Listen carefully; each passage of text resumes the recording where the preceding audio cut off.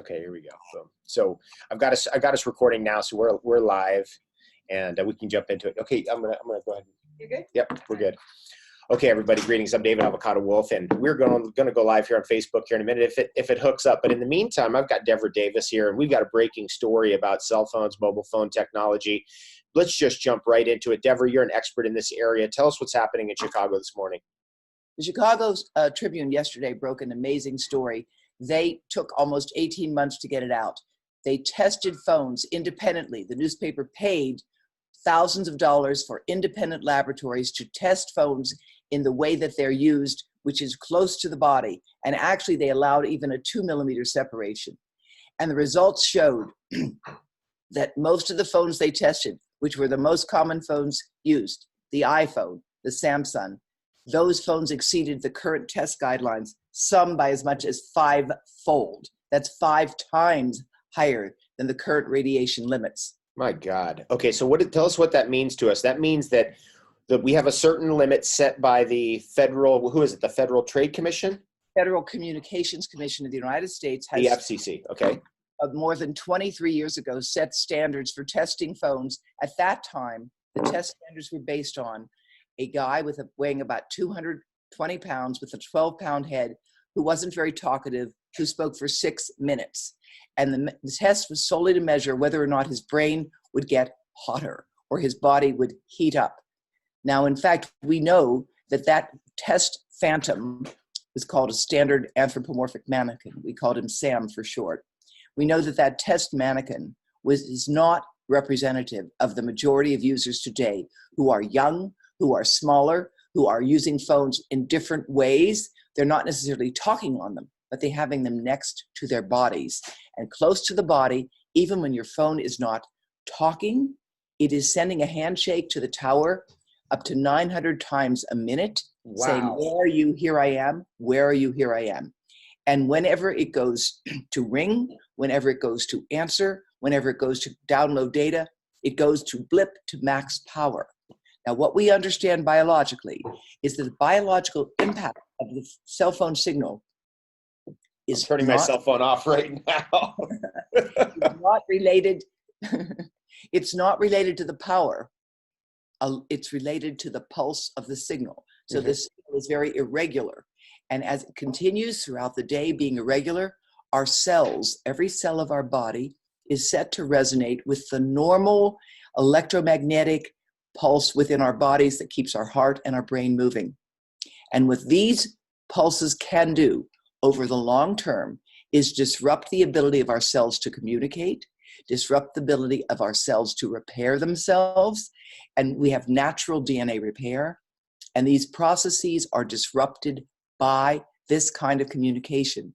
Now, the good news is the relative risk of getting brain cancer or horrible things like rectal cancer in young people is very small.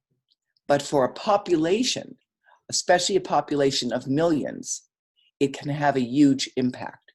So if we had a doubling or quadrupling of brain cancer, we would have 80,000, 100,000 cases. And sadly, today, for most cases of brain cancer, there is no cure. Let's talk about your history with looking at cell phone radiation or mobile phone radiation. We've been, just saturated in this stuff literally for decades now. What is the other impact of all of this on us? We have certainly a biological impact, but I think you're such an expert in this area. What is the social impact of these phones? What's happening to our young people with these mobile phones? And then where's it going to go with 5G? This is really concerning. Well, I'm not an expert on the social psychological impact, but I think anyone who's watching can understand the following. There are people who cannot go to sleep or get up in the morning without first grabbing for that phone. It's become like an extension of their bodies. They don't even recognize the extent to which they've become addicted to a technology that didn't exist 20 years ago in our lives. It's fundamentally altering the nature of human nature. It's altering what people have come to expect in interactions at lunch, at dinner, even in the bedroom. It's just crazy. Well, we have to we can control it. but we need to understand it first. And I don't think, first of all, what the neurophysiologists can show us is that the cell phone radiation itself releases dopamine in the brain. The radiation itself releases dopamine. Dopamine is the same thing you get with drugs, sex, rock and roll, cell phone radiation, good exercise. You feel good. It makes you feel good. And when you withdraw that from people, it actually makes them feel bad. And so we have to understand that. And the really worrisome thing that the American Academy of Pediatrics has warned about is that young children are particularly susceptible to the addictive properties. And you have a physiological effect on the brain as well as on the vision. And we are seeing more and more children now with vision problems because a baby, and I mean a baby, can learn to swipe before it talks, before it sits up, before it walks, of course. Jeez. So infants are being given these devices in supermarkets all over the world as a kind of pacifier. You know, dad or mom is shopping and the kid's acting up, they hand them the phone. Look, I am a grandparent. I understand if your child is getting cranky, give them a phone on airplane mode. Maybe even have it turned off. They won't even know the difference for a while. They just want to hold something that they have noticed you care about. And so they want what they see you having. And frankly, we've got to stop this cycle now because we are raising a generation of children that don't know how to relate to one another. Because Devra, what happens is they relate to the device. Yep. And then they don't want to look at you. And children are coming to pre-K and kindergarten and they're expecting to be entertained. For everyone joining us right now, I'm David Avocado Wolfe. I'm joined by Devra Davis. We're working our way into the 5G summit, and I've got to get your position on 5G antennas, 5G phones, and what's coming next, just to alert the people out there where this is going, because you are an expert on the science. You're an expert also on what's happening. I think, you talked to us about the Chicago Tribune's study this morning. You're kind of on the cutting edge. You're leading edge. You're staying on top of what's happening. Tell us about 5G and where that's going and what you're going to be sharing in the 5G summit coming up. Well, we've had a generation of phones, 2G, 3G, 4G. It's simply the name the companies have given to the different technologies as we move ahead. And with 4G, you've had now the smartphone, 3G and 4G. They are functioning with a level of microwave radiation that functions up to 2.4 billion cycles a second, almost up to 5 billion cycles a second. That's what 4G is. It goes from 900 million to about 2.4 billion on average. It's the speed at which the transmission takes place. Now, 5G theoretically can go from 5 billion cycles a second all the way up to 100 billion cycles a second. Jeez. What that allows is faster transmission. If you're police, fire, banking, military, industry, that's probably a very important thing. And they can make it wired. What I and several hundred scientists are objecting to, who are experts in the field, in a petition to the United Nations, is the fact that 5G is being pushed out as a wireless system that has never been tried before. And as the European Union commented in their policy analysis, the Americans and Canadians are going to build it and then figure it out. Oh, so geez. They're testing the system on all of us, whereas the many other nations that are doing this are working with a wired system. And if it's wired to and through the premises, then you do not get the wireless radiation exposures. But with wireless 5G, what you need is a multiplex antenna, set of antennas, every 100 to 200 yards in a dense urban environment where the antennas cannot get through trees, cannot get through heavy snow, cannot get through heavy buildings. And so they're going to be plastered directly onto our structures, perhaps outside our bedrooms. And the way the laws are being written now, you have no say-so over whether or not a 5G wireless antenna will be right outside your home. That's what we object to, because there are a few studies showing that this 5G frequency, this faster frequency over 5 billion cycles a second, resonates with our skin. And the skin was identified just 2 weeks ago in Science magazine. Not only is it our largest organ, but it's now recognized to have within it sense organs, sensory receptors. And that is why the US Department of Defense has developed a weapon that is based on a technology that is quite similar, that makes, when they blast it with a beam-forming ray, it makes your skin feel like it's on fire. We've seen some video of that online. This is what you're talking about. You can't get near these devices. You have to get away from them. There's no way to even approach it. Is that right? That's how dangerous these weapons are. The device focuses the beam. So the beam is quite focused. If you are out of the beam, you're fine. If you're in it, you're literally feeling as though you're fried. And so I actually think that I'd rather see weapons like that than bullets and bombs, to be quite frank. But I don't want that in my neighbor's house or mine, right? And I don't want to have to be exposed to a wireless connection so that the guy next door can check out porn and video games. It's by the way, the most frequent time for downloading porn and video games, you'll never guess. I don't have any idea. It's 9 to 5.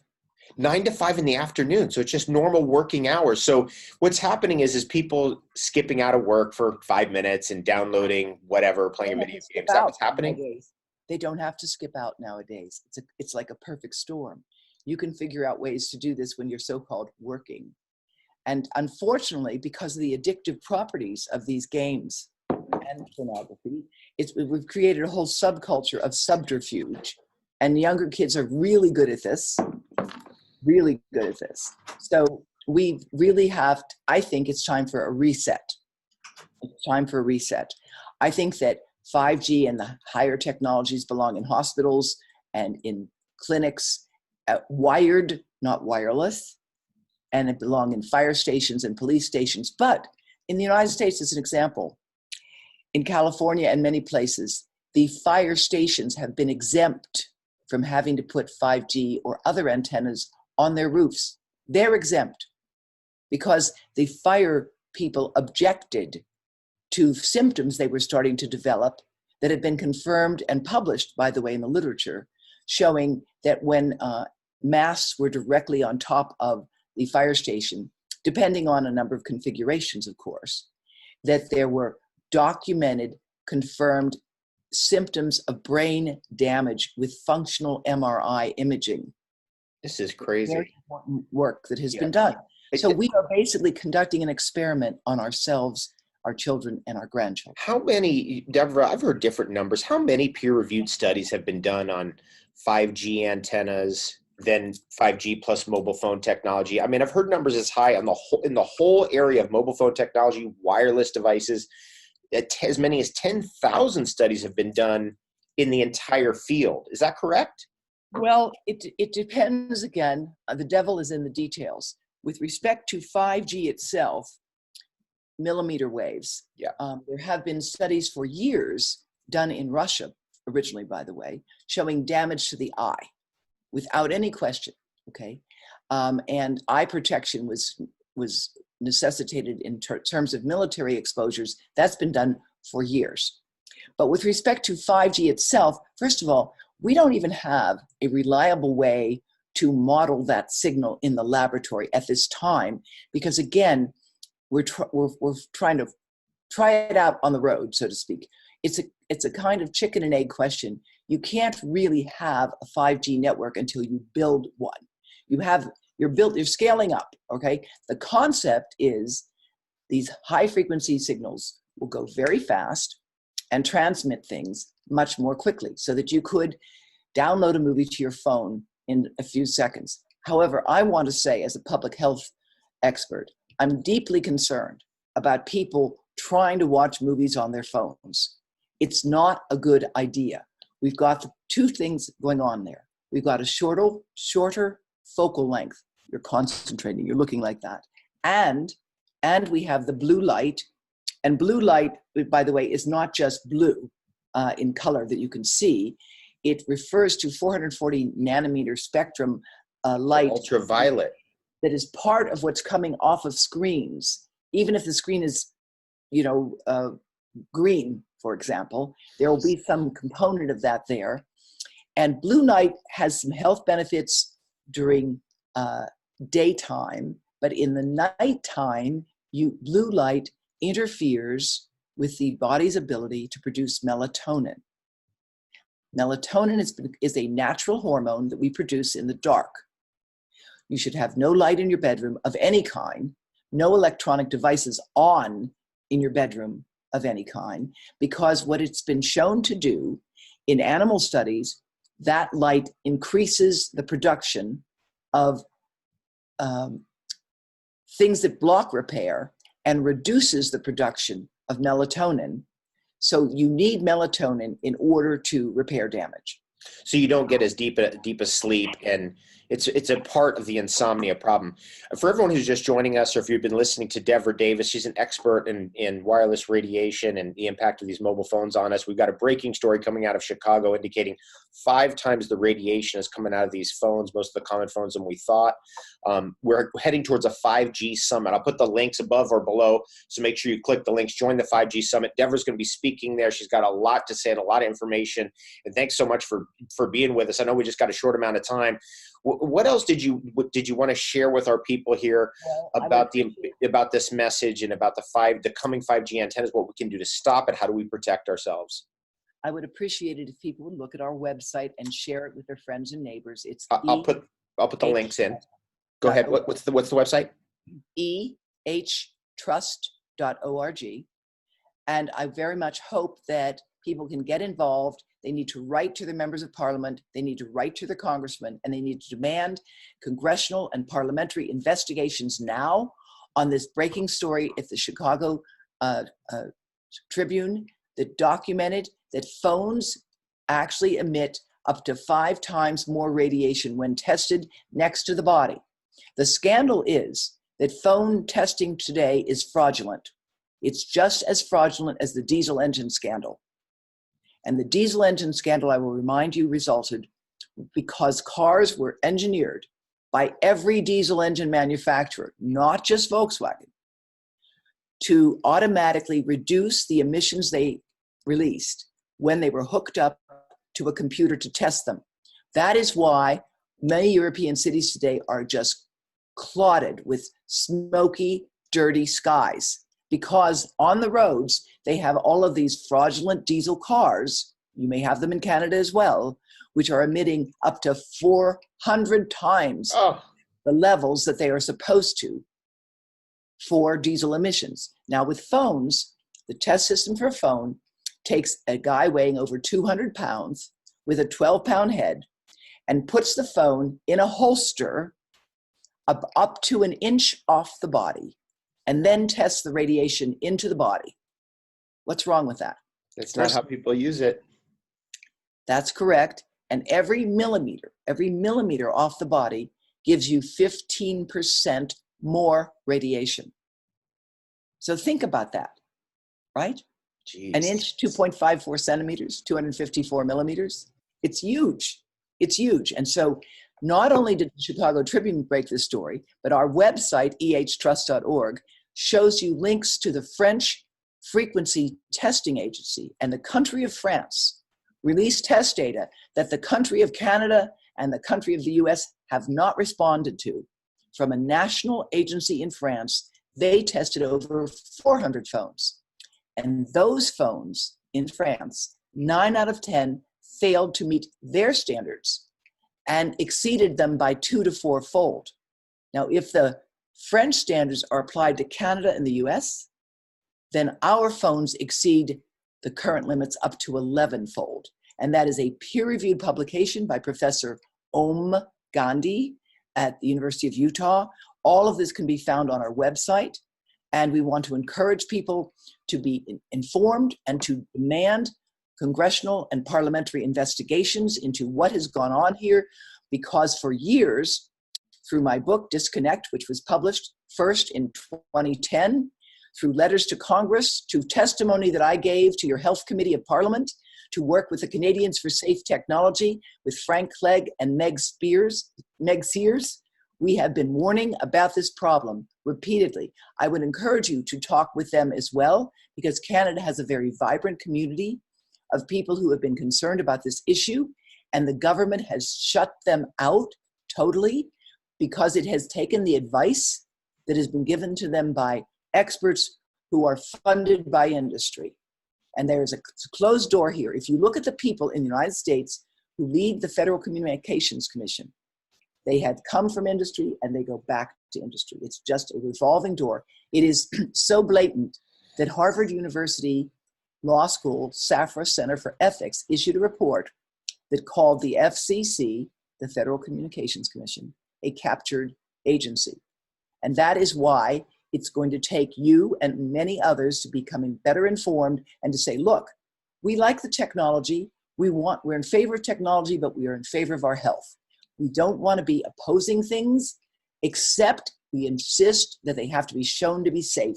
And safety testing, as Magda Havas has repeatedly reminded us, has never been demonstrated for 5G, nor for many of the other uses of this technology.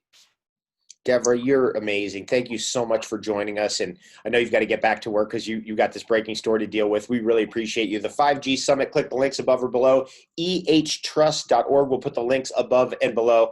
Thanks so much, Devra, for your advocacy. We appreciate you. And good luck today. Thank you so much. Bye-bye. Thanks so much. Bye-bye. Bye.